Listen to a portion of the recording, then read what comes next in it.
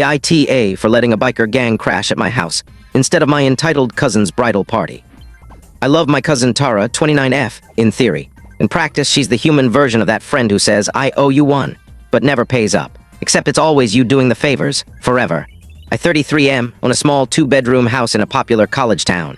It's not a mansion, but it's cozy, close to downtown, and more importantly, mine.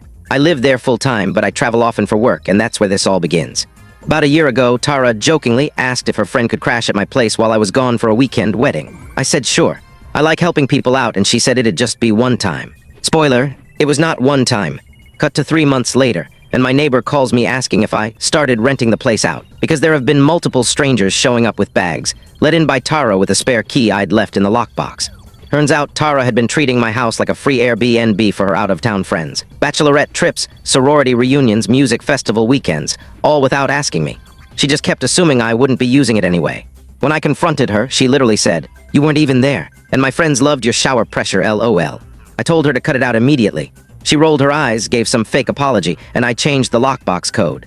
Then came the bridal shower. A month before her shower, which her maid of honor was hosting in my city, Tara texts me, "Hey, just a heads up, we'll be using your place for the weekend since you'll be out of town again. Thanks." No asking, no offer to clean up, just announcing it. So I smiled, I said, of course, happy to help. Then I went online, found a local motorcycle forum, and offered my house, free of charge, to any respectful attendees of the annual Harley Riders meetup happening that same weekend. They usually all camp or crash on couches. My place was a jackpot. I handed the keys to 20 leather-clad, tattooed, beer-loving strangers. And they were awesome, extremely polite, cleaned up after themselves, left me a six-pack as a thank you. Legends, honestly.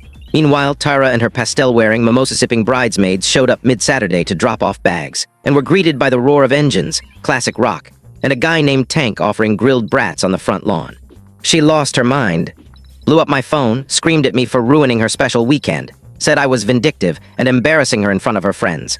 I replied, "You weren't using it anyway." "Right." Radio silence, then she blocked me. Her mom, my aunt, tried to call me the next day, saying it was immature. I told her Tara had treated my home like a free hostel and that I wasn't her unpaid Airbnb host. I haven't spoken to Tara since, but I do still get the occasional Christmas card from one of the bikers, Tank included. Honestly, no regrets.